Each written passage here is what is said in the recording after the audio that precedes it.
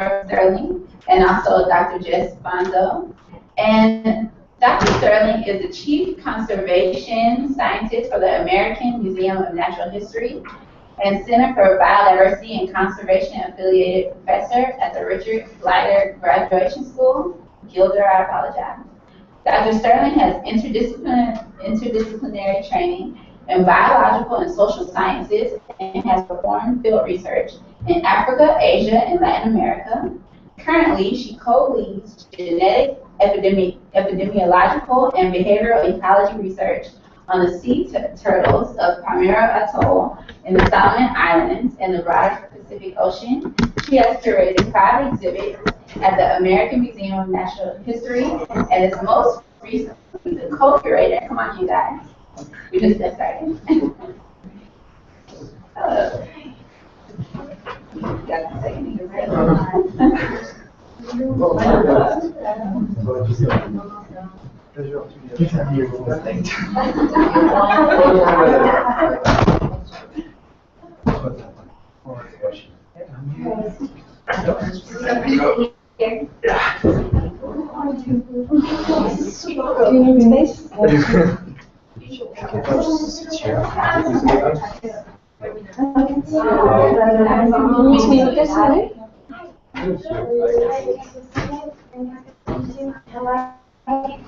This Hugo is going to be filming for the presentation, if that's okay with you? Yeah? Okay. All right. Cool. Well, enjoy your session, guys. Thank you.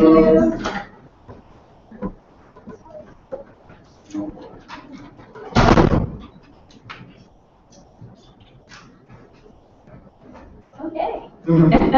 Well, we'll rewind a little bit. Welcome, people, everyone who just arrived to the Sustainable Agriculture and Global Food System session. I'm gladly can reintroduce our speakers for today. We have Dr. Eleanor Sterling, Dr. Jess Bonzo, and Chef Herb Ryu. Is that the correct way to say it? Yeah. It'll work for today. Okay, and I'm Brittany, and this is my co-facilitator, Anna Maria, and we're glad to be with you today.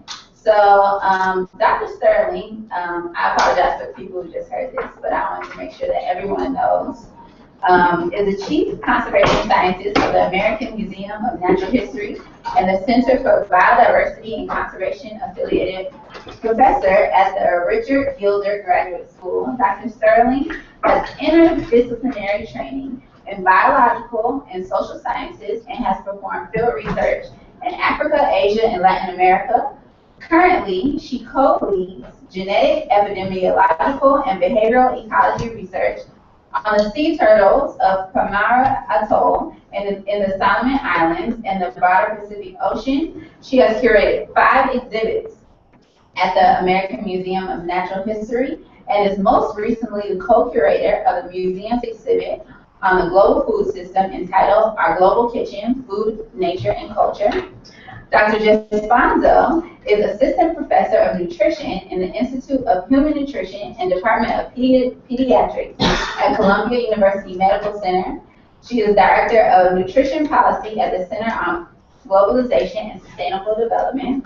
She has a long history of work and advocacy concerning nutrition. For example, from 2010 to 2011, she was a senior scientist at Bioversity International in Rome, Italy, where she led their nutrition program. She also worked as the nutrition director for the Center for Global Health and Economic Development at the Earth Institute and the Nutrition Regional Advisor for East and Southern Africa at the Millennium Development Goals Center at the World Agroforestry Center in Kenya from 2007 to 2010.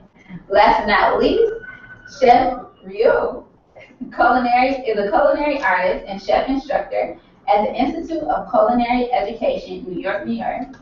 He was 15 when he started an apprenticeship at a 2 Michelin star restaurant in Laval. I apologize if my pronunciations are really poor. He worked for 10 years in America, then opened his own consulting company and pursued restaurant opportunities in China. He is a member of the invitation-only French Academy Culinaire, and he has also worked with the New School on competitions for good quality and sustainable meals. And we have a quick round of applause for our speakers.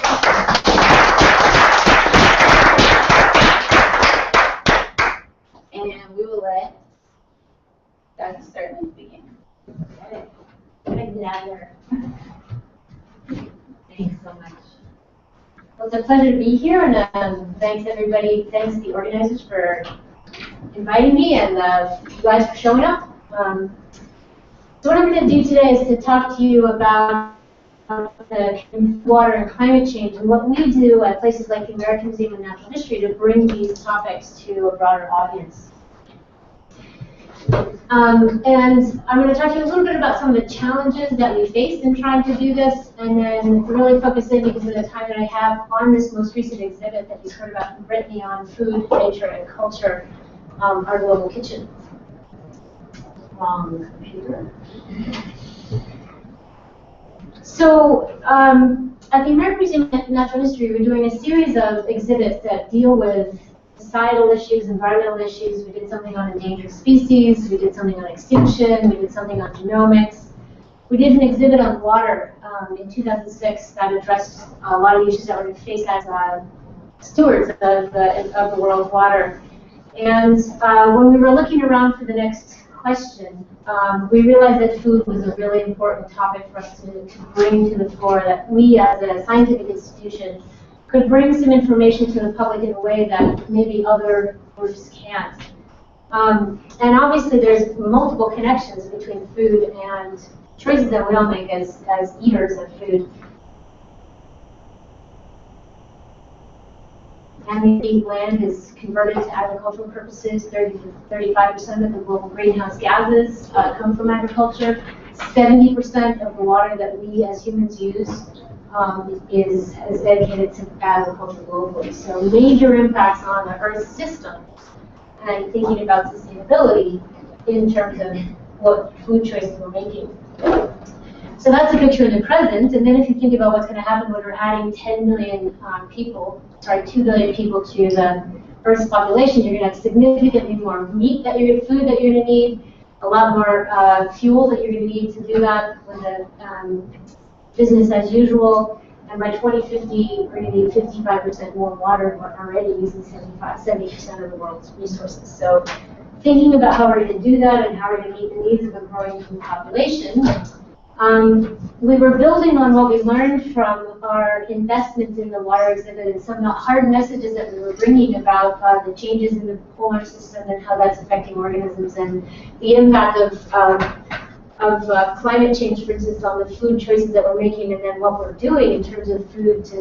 We're bringing a lot of food out of a lot of water out of central United States to that's fossil water laid down millions of years ago, that's not being replaced at the rate that we're taking out. So water, some of the challenges that we face in doing that. We learned a lot in what people liked and didn't like about that exhibit. We thought that food was a really great topic because everybody eats, right? Everybody's an expert in food, as opposed to the exhibit that you do on the world's largest dinosaur. There's 3 people that are going to argue with us about whether we have the right information on that, right?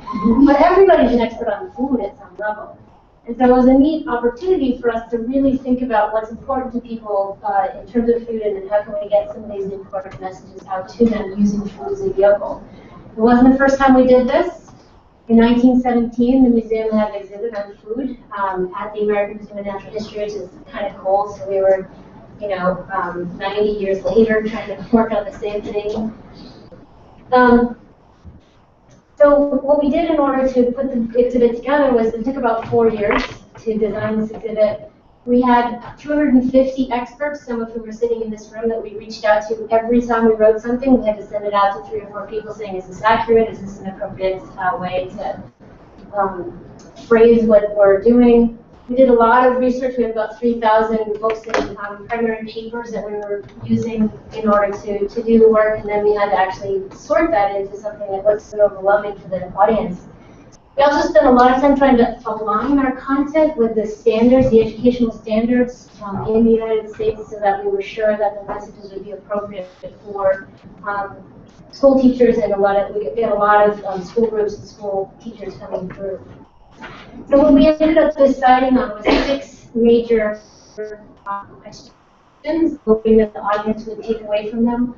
What's the role of human ingenuity in shaping food, past, present, and future? What's the environmental impact of the food system of the food that we eat? What's the role of food in human health? How does our sense of taste affect our food choices? This is a new one really based on some really cool and interesting, very recent research on these areas. How does food reflect and influence culture and identity? You know, why is the diversity of food important? And so we basically decided that we were going to divide this following what we call the food system, where we're thinking about giving a general introduction, but then thinking about, well, how do we grow our food? How does it get from the farm or wherever it's grown or the ocean to where it's going to be prepared?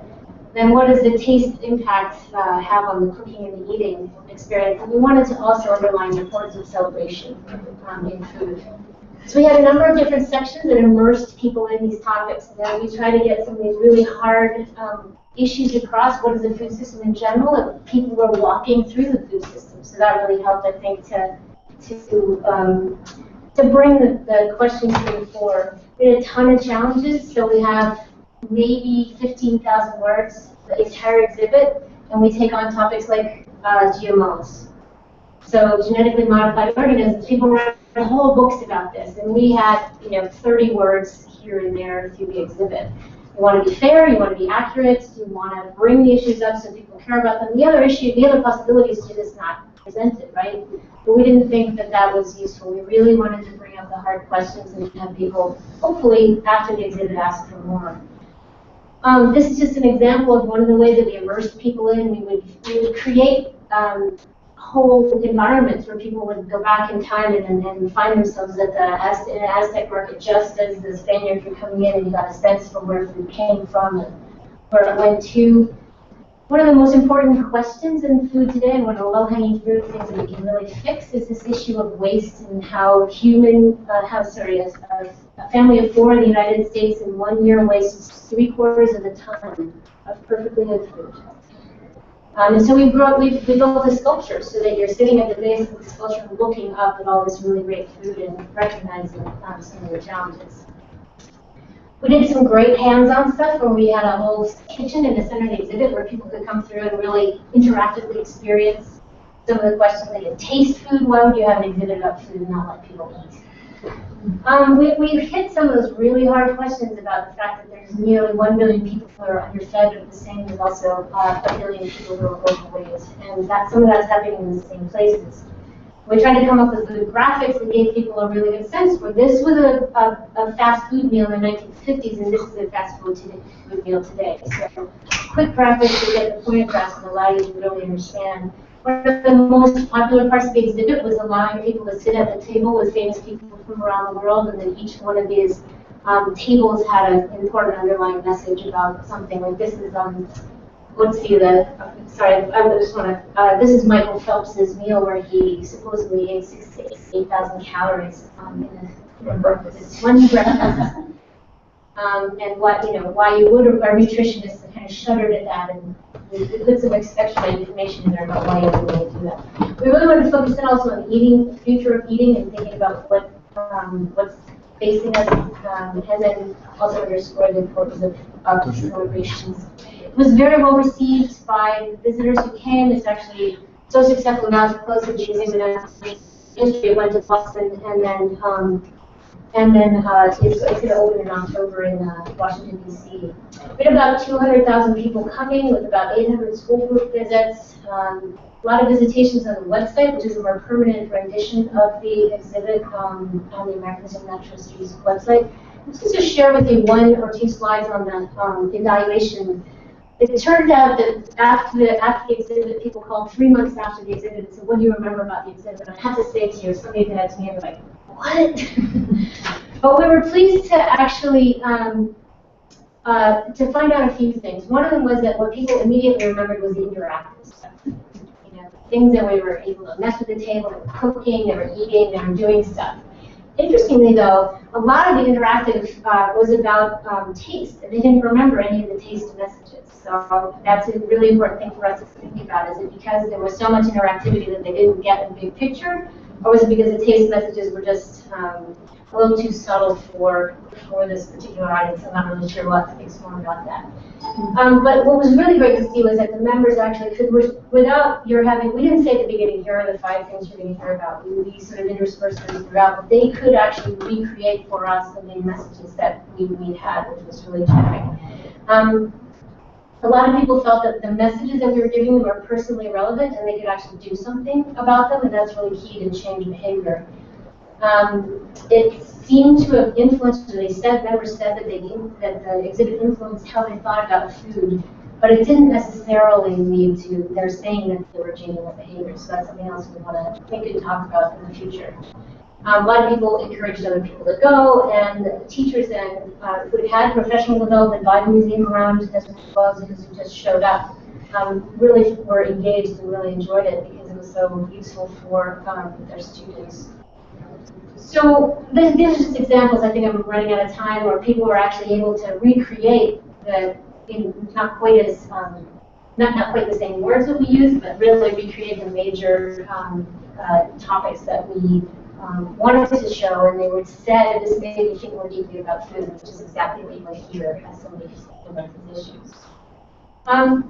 Just wanted to bring up that we think a lot right now about major messages to the public, and you hear Michael Pollan and everything like that, having a particular set of pretty easy messages.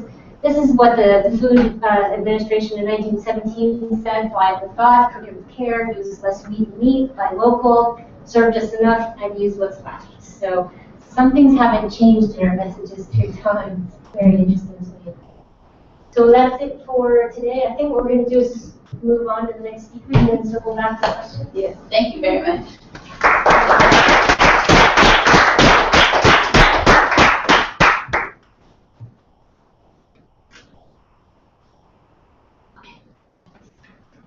Okay, good afternoon, everybody. I'm going to talk mainly, of course, about nutrition, but its role in global food security. So I'll start off with a couple depressing slides and then one optimistic slide. So this is a map showing you the percentage of children who are undernourished. And the measure here is called stunting, when a child is very short for their age. Yeah? It's an indicator of chronic undernutrition. So you can see that most of the stunted children lie in sub-Saharan Africa and South Asia. That's where most of the burden is. There's burden all over the world, but we see about 162 million children who are stunted. So what does that mean? I'm short, am I stunted? Maybe. But what it means is that you will never reach your full potential in development, not only in height, but cognitively. So you're stunted both in body and brain, and it's incredibly debilitating, very hard to reverse. And after a certain window of opportunity, about the first 1,000 days of life, it's very, very hard. This is a really devastating that we see. It's just being stunted. There's, as Eleanor had said, there's almost 1 billion people who are hungry or food insecure in the world, in the same region of the world, in the tropics largely. And another 2 billion people have some sort of micronutrient deficiency, mainly iron or zinc. So that's a lot of people who are food insecure. At the same time, we're seeing this incredible surge of overweight and obesity. My colleague Shauna Downs studies this. Here's Shauna, she's the Native Birth Institute fellow.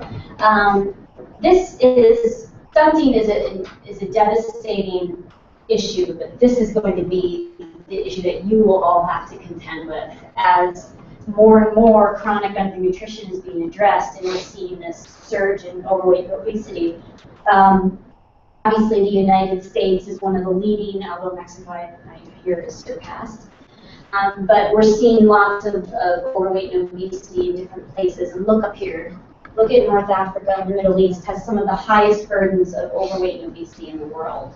Women, some women are 75% of women are overweight or obese in North Africa and the Middle East. So this is a devastating issue, and one that requires is going to require multiple actions. Why is this happening? Well, we know there's been a shift in lifestyles and diets. People are consuming more edible oils, sugars, sugar-sweetened beverages, eating more meat, eating less fiber, less fruits and vegetables. There's a diet shift, and that happens as we get wealthier. So we're seeing this happen everywhere as all countries are starting. You look at China, which has had the largest GDP growth, 10% GDP growth, and they are suffering from not only overweight and obesity, but non-communicable diseases in which overweight and obesity is a huge risk factor. So the diet shifts are happening, but there's a lot of other drivers that are really going to impact how we look at nutrition. The two big ones, in my opinion, and there's a lot of things going on. Company choice, obesogenic environment, famines, droughts, all of these things are critically important. But the larger drivers is climate change and population growth.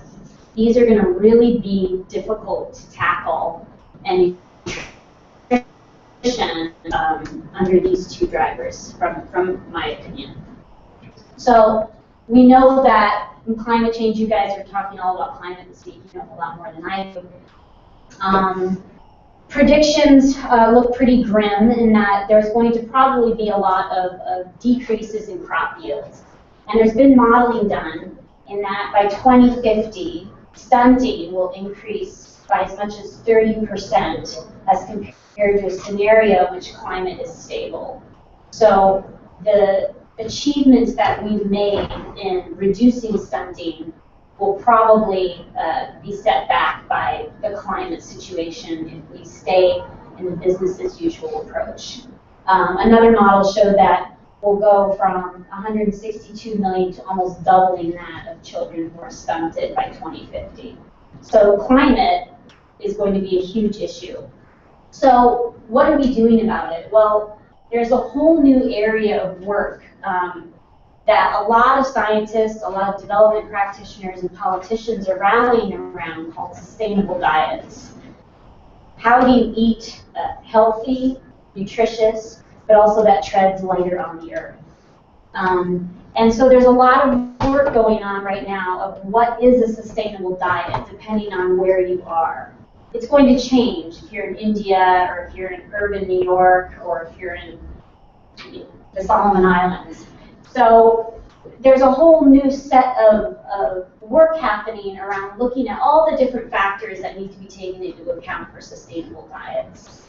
If we're thinking about a lot of climate variability, what is that going to mean for diets? How do consumers make the right choices? Reducing waste, improving, conserving, sustaining biodiversity, to have more diverse food on our plate. Preserving cultural and heritage and social aspects around food. I'm sure Jorge will talk more about that.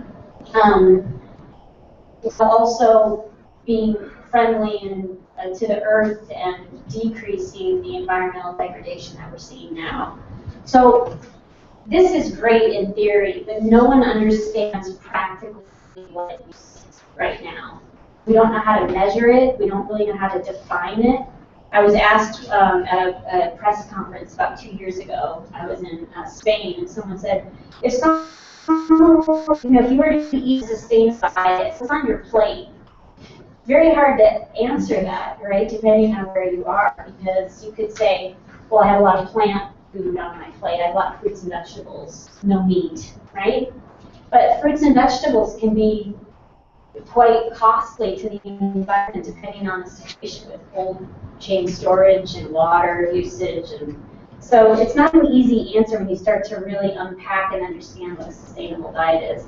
But this is going to be the future of how you guys will all probably start looking at diets. There's a lot of food guidelines in the food pyramids that are starting to look at both environment and health. Because currently, the food guidelines in the United States, for example, if we were to take the seafood recommendations that are in the guidelines, we would deplete the marine resources in a decade. So there needs to be an alignment with dietary guidelines with the environmental goals that we're doing. So I'm going to stop there so we can have more conversation. that 1.5 billion people who are overweight or obese. I was just reading in the paper that they think it's actually 2 billion. You've got 1 billion people who are hungry. Somewhere in there, about 2 billion people have some sort of micronutrient deficiency. It's called the triple burden. So you got half the planet that has a nutritional issue. Sorry, you say there's 4.5 billion? I mean, summing up everything? No, because sometimes you can be obese and you can be stunted too. Okay. Or you could be obese and have micronutrient deficiencies. So it's not cumulative. Okay. Yeah? So we're 7 billion, right? Or 7 billion, yeah. But you can estimate that about half the planet probably has some sort of nutritional issue or some sort of food insecurity. They're poor, but they're overweight, or they're stunted and they suffer from seasonal famines every year. So, but it's something to think about, right? It's a big challenge. It's a huge challenge. But then you're going to have climate population growth on top of that. So there needs to be a dramatic change in the way we grow our food, the way it's processed, the way it's distributed, the way consumers buy, the way consumers cook their food. So there is this big push on the sustainable diets, and more you'll see this talk of how do we eat well and keep the planet well. And the Sustainable Development Goals, which are going to start in 2015, so the MDGs, the Millennium Development Goals are ending, there's a whole set of targets around sustainable consumption. I encourage you all to read that, because it's all about minimizing waste, eating more locally sourced food, to where it's grown, all of these kind of issues. So the Sustainable Development Goals will hopefully tackle and hold countries accountable to trying to achieve this in their countries. So. Can you keep that slide? Yeah, great.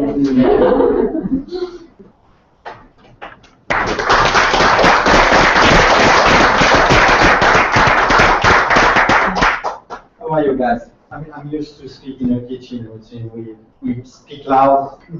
We're doing a live stream. Okay. Yeah. Too bad. Well, I don't have a beautiful slide. I don't have anything. I'm a chef, and I'm fighting since a very long time about eating well, what I call eating well.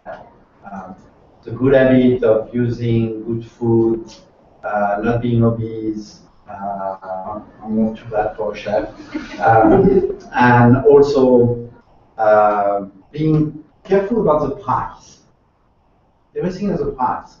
Everything has a price. Then it's going to be a little bit interactive here. I'm going to ask you. You raise your hand. I'm going to be very fast. You just said, if you like,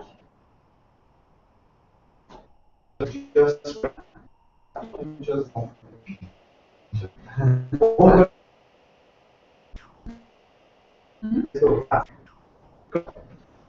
grapefruit, leeks, lemon, orange, papaya. Oh, you love everything.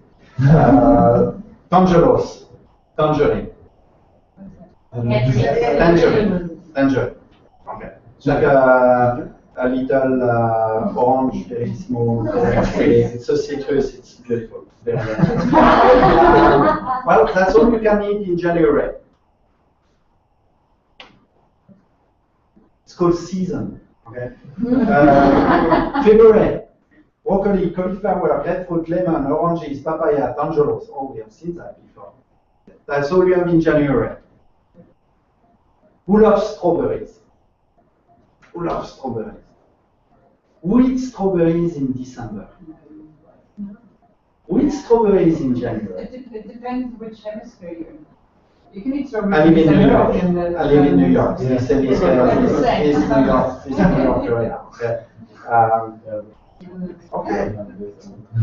Well, that's one of the problems, and I'm joking about it, but it's what I want you to realize.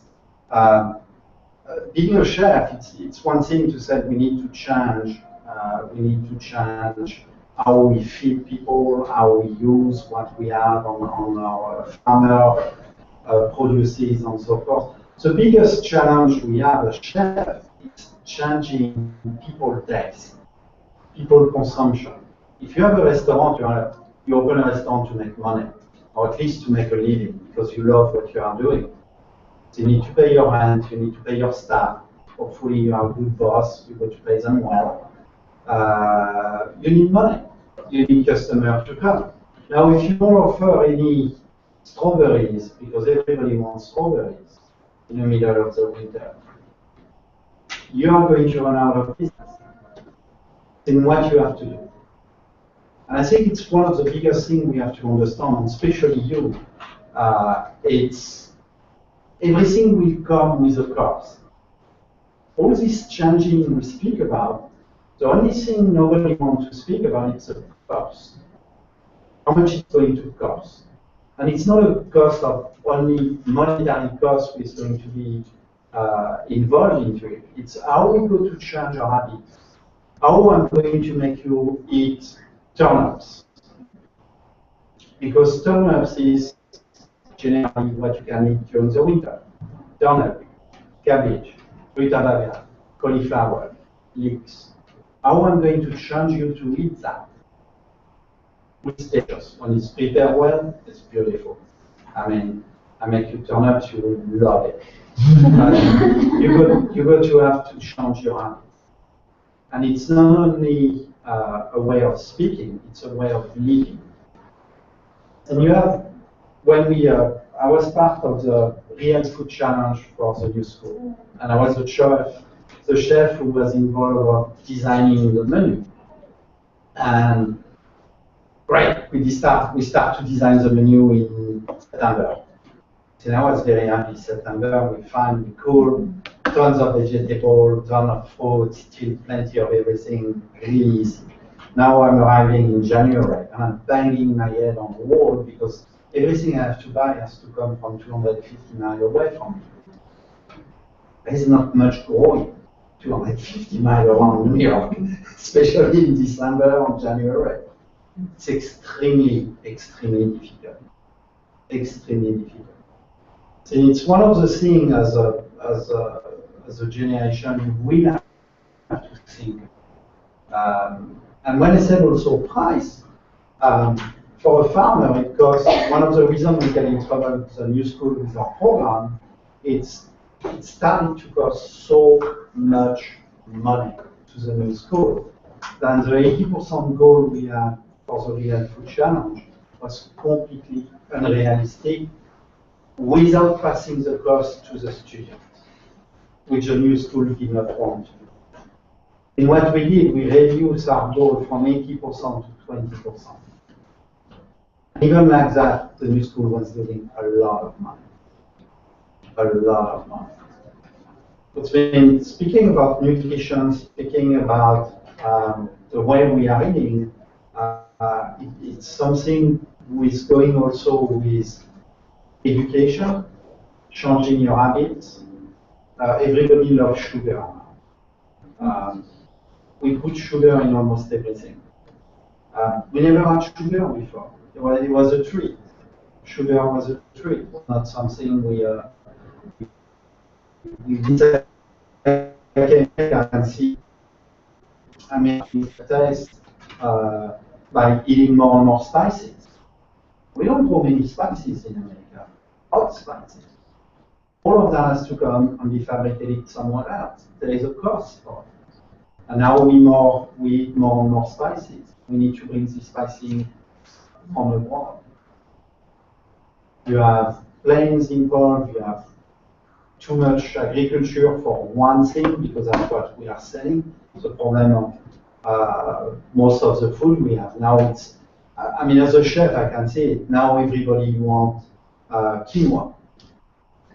Everybody wants one. They rediscover quinoa. I'm a chef since 1975. I'm 55 years old. I never stopped cooking. I've served quinoa in my life twice. It was 1980, quinoa was very popular. Fell out of favor from everybody. Now it's becoming in again. We go back to quinoa. It's in trends. You know, and trends are devastating because Once again, everything has a cost, everything has a price. Quinoa get very expensive. If you want to have organic quinoa, you pay for a box of £5, it's around $75 for £5 of organic quinoa. That cost has to be passed to the consumer, to you. Okay? See what's happened, you have company companies who are really good at it, who said, hey, let's tweak the quinoa. Let's make it grow in every country, every season, obvious to any bugs, let's genetically modify it, and in a way it's going to be like perfect. And now everybody eats this quinoa. What effect it will have on you? Nobody has any idea. How it's going to act on your kid? No, it's even worse. Nobody even knows. Nobody even think about it. In all of these trends, all of these ideas about changing everything, I'm all for it. I'm a chef. I want to work with beautiful produce, fresh meat, raised perfectly, where the beef is happy until I take care of it. I mean, it's less. That's what I want. As a cost. Everything as a price.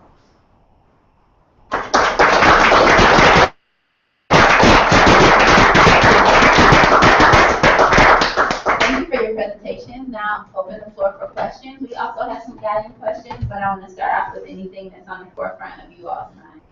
Start that. You want me to? Yeah. Thank you very much, and thank you also for the presentation. It was really interesting to see the different aspects. Regarding to the food, the last presentation, exactly with quinoa, I mean, but I see the chefs also like implemented people. I'm from Peru, so I mean quinoa is like, I'm seeing people always tell me we cannot even buy it anymore. We have to buy now rice because we export everything, so it's too expensive to buy for us. So I mean, is this also like something that is in your mind by choosing products? So one question, and the second one is, you were talking about trends that in Europe or also in the States that people are loving the lifestyle of living organic and eat locally.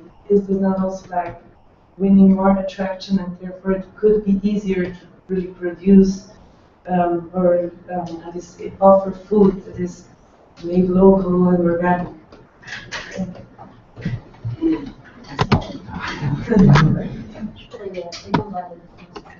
When will we do that? Excellent. Well, once again, I run a business. If my customers are all knocking on the door and say, we want quinoa, I have to have quinoa. Which means, yes, it goes through my mind that we are taking stuff from other regions, and it's their original food, and they can't afford it anymore. I see. So, myself away. Try to find local provider, try to find companies who are really careful about what they are doing. That's the role of a chef. The role of a chef is also to buy food and to buy it responsibly. Then I spend hours per day just trying to find the right food. And it's not only the right food by taste. So where it comes from, how many miles, and so forth. All goes into the equation, not only the trend, but I have to have the trend. I have to have the trend. If I want to stay in business, I have to. So, in terms of the question of if more of us embrace things like local or organic, that means the price comes down and it's easier for us to get it, and it becomes more part of the system. It's such a nice concept, but what ends up happening is that the businesses that are involved in food at a large scale take on organic, and they basically change what organic means to all of us. And they can produce organic food under the letter of the law in the United States, but still in a monocle way, it may have an equally devastating impact on the environment. So at that level, organic isn't meaningful anymore. So there are major challenges that, and so much of it is knowing where your food comes from, understanding who those people are who are producing your food, and trying to make good choices based on that. Local isn't necessarily the right answer all the time as well. In part because there's no way you can easily eat. Joan Gustow tried to eat for a year here in New York, and based on only what was around her, and you should see her garden, it's pretty amazing. But it was a challenge even for her, and she's a diehard, this is what I should be doing. So I think that what we have to continue to recognize is all a series of trade-offs, and that to do the best we can. And the most important thing to do is really get a sense of where your food comes from, and not just look at the label that says organic, but understand what that means for that farmer, for that company. There are companies that are better at organic than others in terms of the long-term impact on the local community, on the environment, and on your individual health. On the quinoa issue, it's really interesting because there's a lot of studies going on right now about the quinoa becoming a major cash crop, and how you said that a lot of families now are buying rice, which is nutritionally poor, except for carbohydrates as calories. So there's a hypothesis that a lot of the Bolivian farmers who normally used to consume quinoa as just part of the food that they grew, now are consuming more rice, and malnutrition has gone up in these communities because of that, even with a bit of an income jump.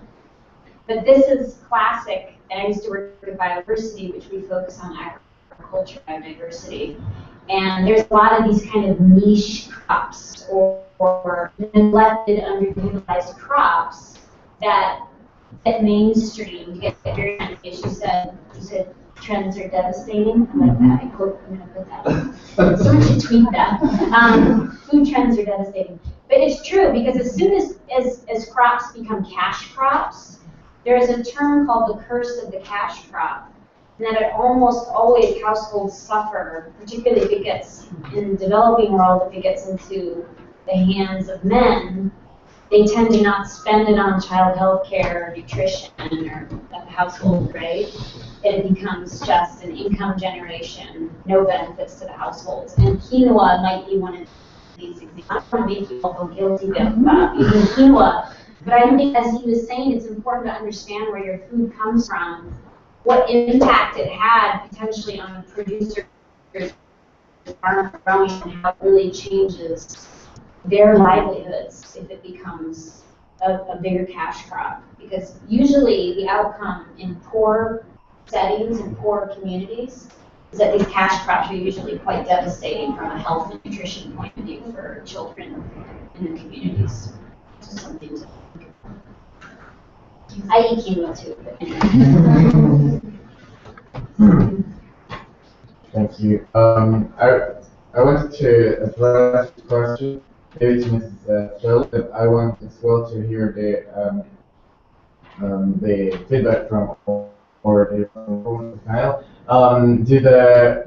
Is there a link to anthropological studies as well to the with the exposition that you were presenting? And I want this topic that I feel that it's just a word when we are convincing the convinced people, somehow, like people who are already convinced that the problems need to be addressed. And so I'm there. I don't know if we are like trying to convince the people that are not convinced.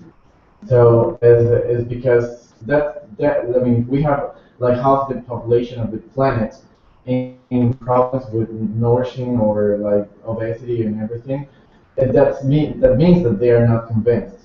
And so we went to Chelsea, and we went like to these little neighborhoods where you see a lot of people acting in a new way or doing organic food and everything. And I believe that is because I am from Costa Rica, and so it's like Central America. So we have like all of these new movements or going back to earth. But it's just all the way, it's all the time to convince people. To people who went to the university, who has like the money to go to like an organic market, which is like twice or three times the price for a regular based market. So how can we address all these problems in terms of going to the people that are not convinced, that are not educated, and because they are like the most vulnerable people in the planet or in the societies, and as well as the major corporations that are facilitating um, they're supplying the goods at every moment. So creating this atmosphere where you are able to have everything when you want it. So that increase the dangers of having like a lot of production. And so you tend like there are big corporations. It tends to be like greenwashing. Concepts where they say they are green or they are organic, but they are not actually because it's like the surface only. And so, how can we address all these problems? And I would just like to hear you, Sterling, and as well my colleagues.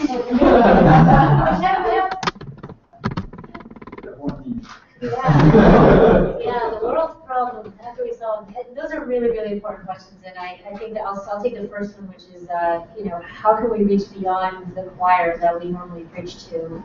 And in fact, I didn't have time to really in the discuss exhibit, but the American Museum of Natural History, nobody comes there thinking they're going to hear about food.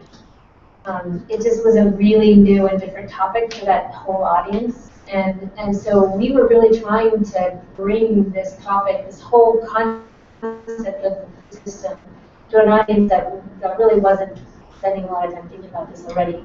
They are, on average, more educated than, there's a high level of education in the audience to the museum, so that's a good point. I think that I can add interesting personal anecdotes on this, and that's that I live actually upstate, about 40 miles out of New York on the left coast of the Hudson. And everybody in my town is either from Mexico or Puerto Rico. Nobody speaks English on the streets. Every restaurant is Latino, and except for the pizza place. And we have a farmer's market that happens on Sunday, and they take food stamps, and everybody. The community is there. This is not like random people coming in from Westchester County or something like that with a lot of money. This is a group of people that wants to feed their families well, and they're at the farmers market. And the farmers market have really, over the last decade, worked hugely hard to ensure that their food is accessible to people who are on food stamps in the United States, who have not access to a lot of money. If you don't know what food stamps are, it's a government system where you can actually receive resources. You can receive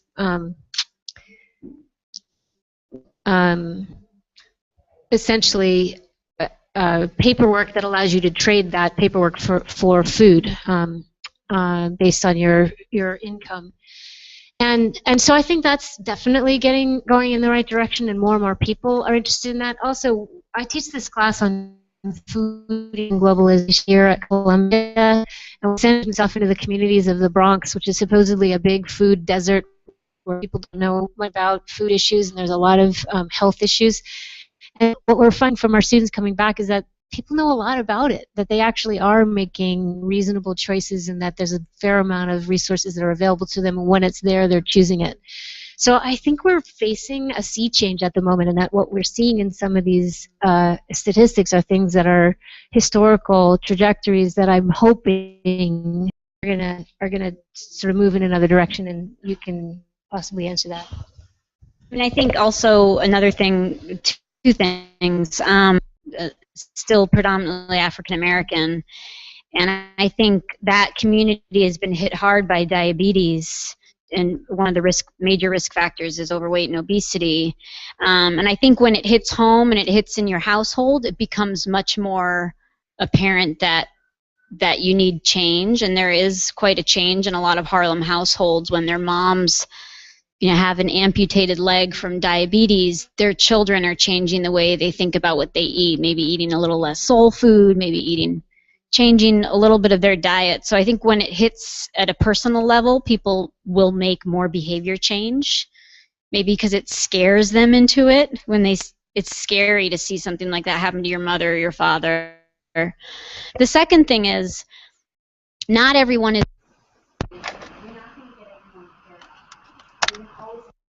Some people think the planet is not getting warmer. People are not convinced. It's the same with GMOs. There's some people that are afraid of GMOs, and then you have people who find that GMOs are fine. You have people in the middle. There's going to be issues, and you're not going to always get everyone to rally around on the same side. And you're not going to get everyone to care. What has worked is government action, policies, where people are forced to make behavior changes. The trans fat ban in New York City, restaurants couldn't use trans fats anymore. Huge change, right? All the restaurants had to stop using trans fats. What that has now led to is the FDA of the United States is going to ban trans fats from the entire food supply.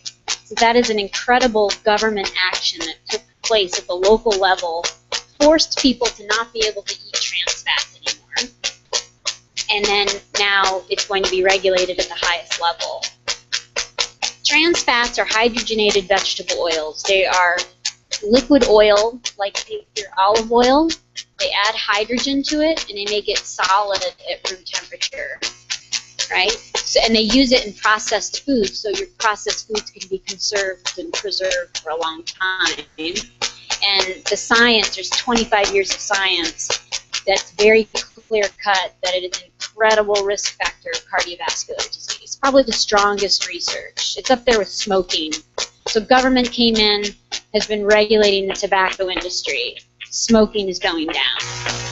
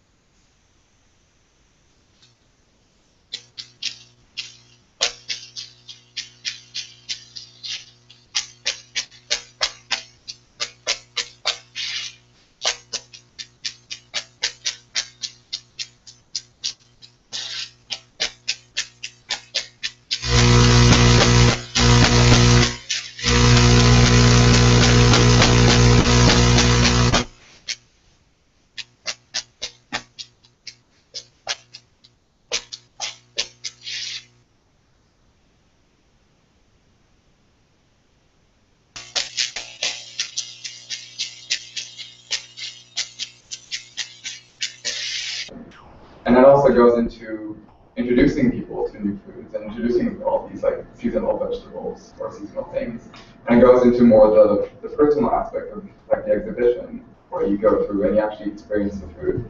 Even if you're not necessarily, some of the people, I mean, a lot of people come to the museum are obviously more educated, but there are a lot of tourists that come there just because you go to New York and you go to the museum. So you'd be surprised at how many people from very different backgrounds have gone to the exhibit and probably made just a little slight difference in how they see food. And that's a big, that's a little ripple effect.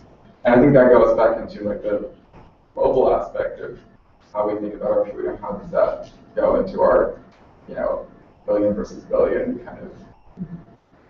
I don't know if that makes a lot of sense, but I feel like if we go through that kind of route through those systems, because we're kind of fighting against the government that currently works basically against itself, against. But I think it's the same even with climate. You need the individual who makes specific choices and decisions.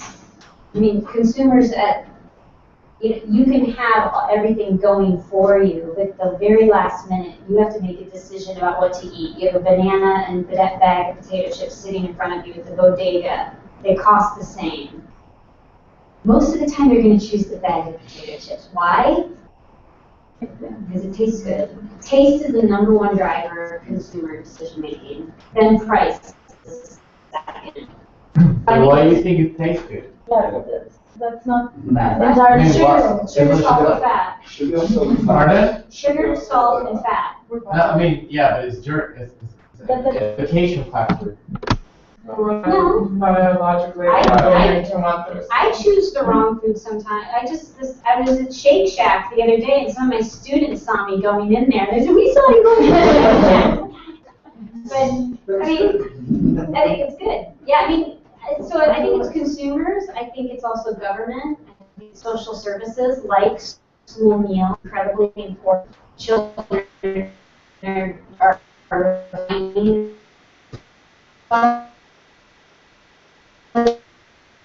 have to be accountable. Everyone needs to be held accountable. The same on climate. It's the same conversation. You shift. Not say have as many children as possible, which one country just announced. And people at the household level need to make decisions. I don't think it's one thing or the other, and I do think it's the consumer or the individual. I think it's governments. I think it's companies and multinationals. I think it's a range of things that have to happen. It's hard to move that machine, whether it's the food system or the health system, and the health system has its own issues. So I think it's not an easy answer, but I do think that I think people are getting more and more concerned with the food situation. And I'm displeased that the focus has been on GMOs, because I think there's a lot of other big problems with our food system just besides GMOs. I think it's a consequence of a deeper issue of our global food system. But if the GMOs get everyone thinking about the way food is produced and where it's coming from and what it means for their health, then that's fantastic. And GMOs have done that. They've really opened the debate for food, in my opinion. Yes. Shake Shack is not. I love it. But it's not completely bad. I mean, it's not bad. Shake Shack every day, yes. Definitely, it's not going to be doing so good to you. But it's the way that Meyer buys meat, the way he buys potatoes, the way he buys everything is extremely well programmed. He's very, very careful of the way how he's doing. So as a chef level, that's what we are doing. As a chef level, my role is to be an educator. It's to try to educate people to new tastes, new vegetable, new way of doing things. That's why you will try. You will want broccoli and cauliflower and turnips, which will be for me.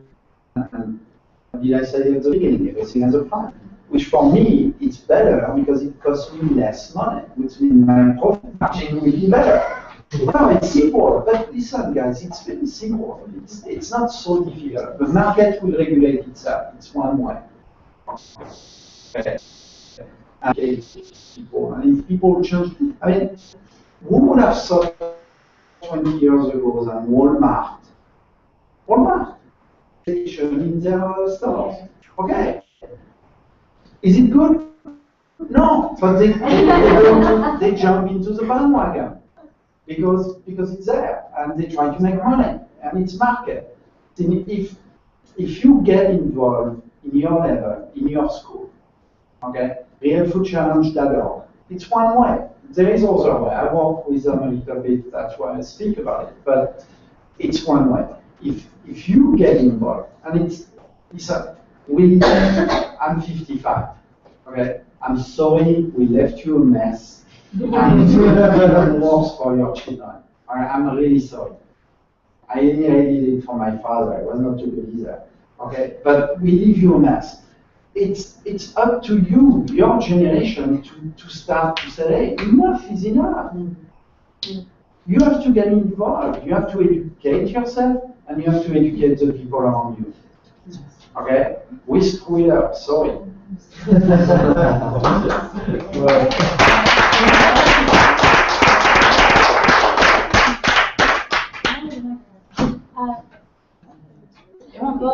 Okay, no, I mean, sometimes I really wonder, and this is when I come here to New York, I lived in the States already. Where are you from? Italy. So when I come here, I'm always so shocked. I know we talked about tastes for a long time during this debate, and when you go to the choice, like, would you get a bag of potato chips or a banana? Not everybody has the same taste. Sometimes when I taste food here and some people is good, I have chills. And I'm like, You're from Italy. You guys have incredible deep knowledge of regional cuisine. and my question is, why? I mean, it's main territory, and why do they never reach a food culture? I mean, we saw the map, and all the European or all the developed countries are not obese. Like the States is the only developed country that has obesity. Australia. And United States. Columbus. And Italy, in southern Italy, you Yes, have an we have incredible issues. obesity epidemic happening. Yeah. Napoli, that Calabria. Sicily. More yeah. You know, the Mediterranean swap, the traditional Mediterranean diet, which doesn't really exist anymore, Yeah. that is all obese now. Yeah, I mean, it is a social culture, and there are social factors, but we still have a sort of food tradition. All the European countries have a sort of food tradition. France has its own, and it's a matter of, I think, national taste. We never have an original national taste, and I wonder if in all the history, and it's not long history of the States, why is your national taste so good? I mean, why do you have to come up with organic and all these alternative solutions? Well, you have a territory, you can cultivate almost anything.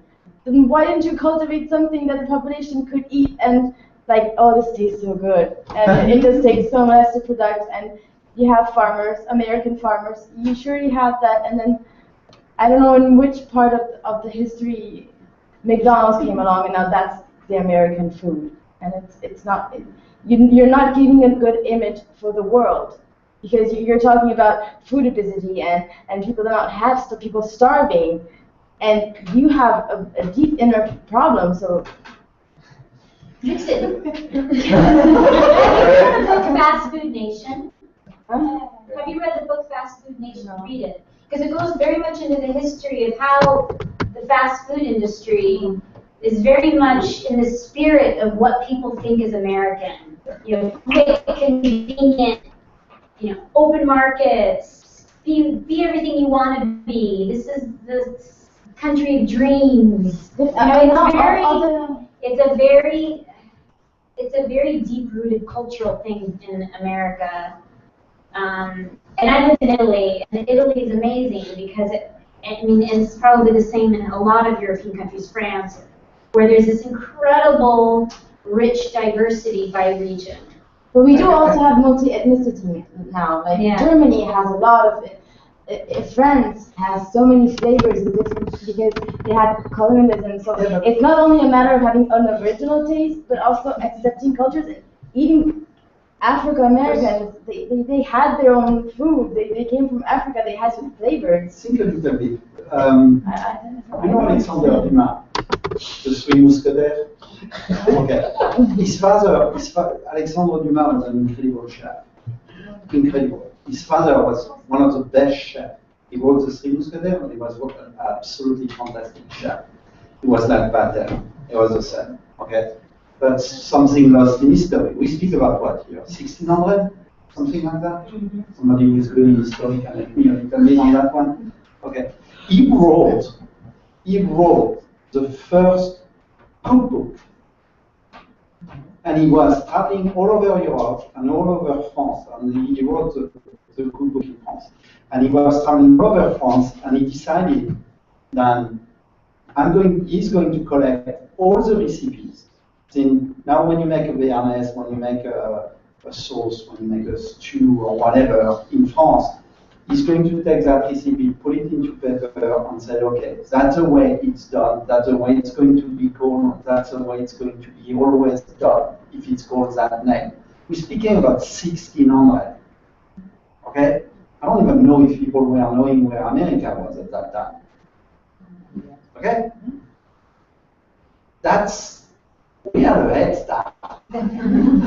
We are a real head start. Then you could say the same thing for developed and developing countries for energy. I mean, if you always have to put justification to any growing and developing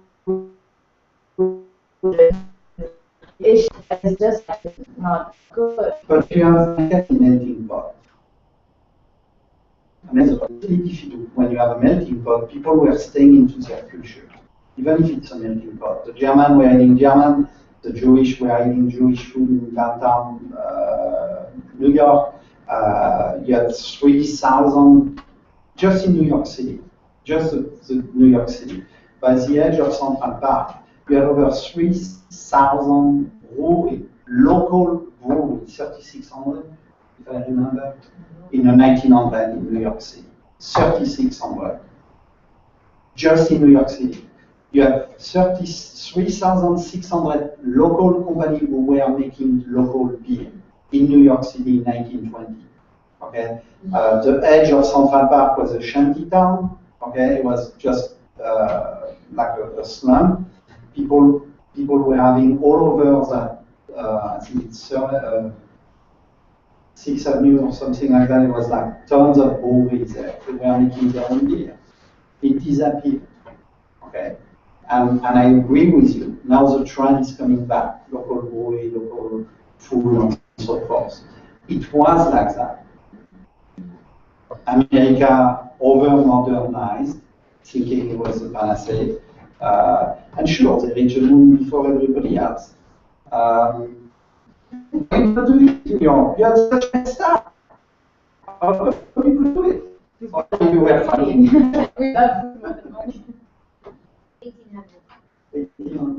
So, I mean, Italy does have such a long history of tradition. I mean, you're probably very proud to be Italian, and you are linked to that. I think a lot of Americans, Eleanor, tell me if I think I'm wrong, don't feel that such connection with something very deep-rooted because we weren't born really here. We came here from other places. We're not really American. The Native Americans have been basically wiped out. Those were the original peoples that were here. We're sort of all transplanted. We're all mutts from different places. My husband is Irish, English, French, all kind of different. So I don't think we had a really core root of something from the Roman Empire that started and built up, and you had these kingdoms in Italy. Yeah, that we had unification in 862. So yeah, basically, the American Constitution was in 1776. Yeah, but you had kingdoms. I mean, the unification was before. Yeah, but you had unification, but you had a similar cultures of kingdoms in Italy. So I think it's just, I think America is just very different. It grew very quickly. It grew from a lot of different influences from a lot of different countries. And it's a huge country. I mean, try to travel in the 1900s from New York to San Francisco. That's why I thought maybe local identity could be easier to But what would be the local identity in New York City? No, but I mean, New York City, you know, as a brand Let's of this conversation out really quickly, and then we're could going to all take have more their questions. cause. I think one thing that would make it clear for you, Eleonora, is that one thing you have to remember is, I think, and correct me if I'm wrong as well, a lot of the original founders of America were never coming with the direct intention of unifying us. Like, especially at the very beginning, they intentionally took people's cultures. Like with African Americans, they brought them here and then mixed up people from different countries that didn't know how to speak to each other, didn't allow them to plant their local, foods, called them different names. Like, they wanted to take all of that away. And so we don't come from like, I come from the ground, these are my foods. We come from money in the industry. Let's build something, let's make something, let's get rich. Not from, I love potatoes, I love goats. Like, that's just not part of the American story. And so it is unfortunate, but it's what we have come to now. But we have 2 more questions here. We only have 5 more minutes, so let's see if we can quickly get these, and then Anna Maria is going to wrap it up for us. I really appreciate the speakers for your presentation. Actually, I really relate the situation like what I have experienced in New York City myself and to my home country, which is in Malaysia. Malaysia itself have a diverse cultural background because we have Chinese, Indian, Malays, and the food is really diverse. We have, yes. So, but in our nation, our diet is more towards sugar and carbs, and the obesity is after the cardiovascular disease. And I actually have been thinking in my mind, like your presentation about the food exhibition in the museum is really a great idea to disseminate the information about the food, the transformation of our consumption, and it is really impacts me because what we are talking now is the knowledge. People out there they don't know that, but so. What has been thinking in my mind is that what can we do? What is our role? Because I'm not working in the museum. I'm not a research scientist on the food. I'm not chef. Yes, I'm not I'm not working with the NGO related to the consumption. Everything. So what can we do? Which in fact I really want to share all these ideas and change of our consumption patterns to everyone. I just got back from Malaysia yesterday, and I have to say that it was my first trip there, and the food was awesome, but I was absolutely categorically horrified in a way that I haven't been in a really long time at how much of that land is converted to oil palm. So as a Malaysian, you could do some research on oil palm. You could figure out what that oil palm is being used for in food and in other things, and you can talk to other people and say, stop doing this because it's destroying my country.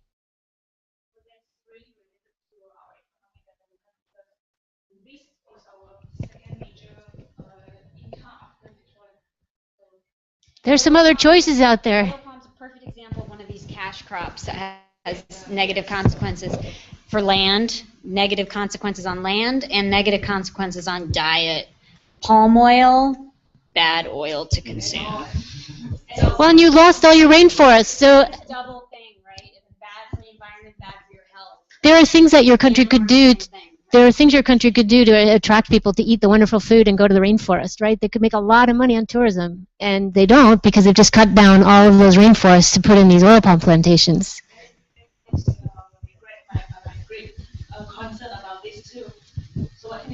But what do you do in Malaysia? Where are you? Are you in school?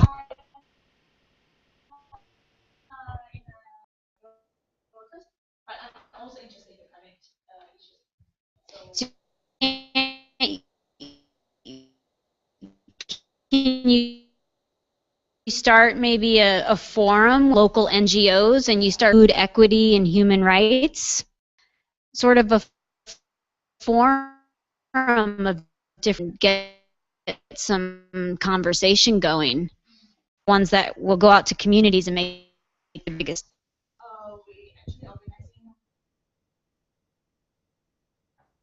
I think Maybe you can talk simply talking is not enough. What we need is the enforcement from the government to really do enforcement. And also the grassroots level from top-down approach, and also the grassroots movement, which like the new city, which you transplant is really amazing.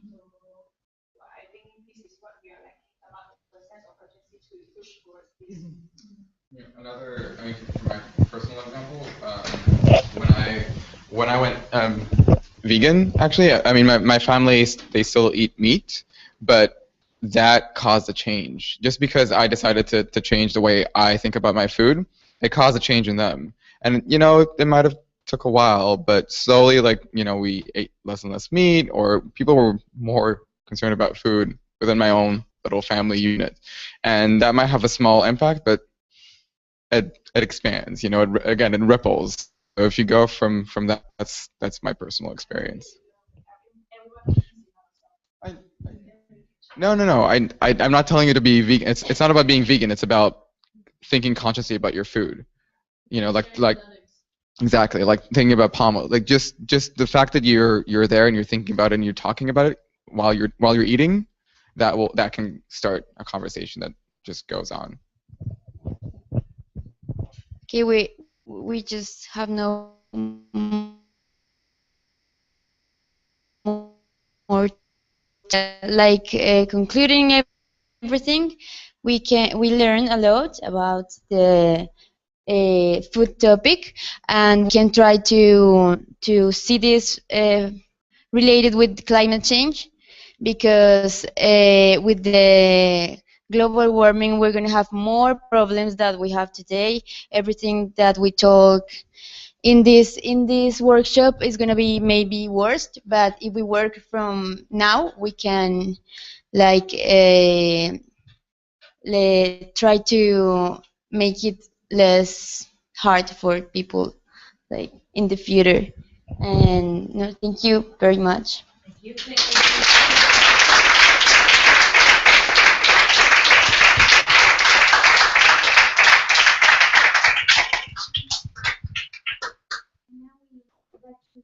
Invite you to our yoga break. It's going to be held by staff. Really? More pressure? Yeah. And the yoga break, you guys, is going to be on the grass in front of the Happy Mayor building. We can all go together.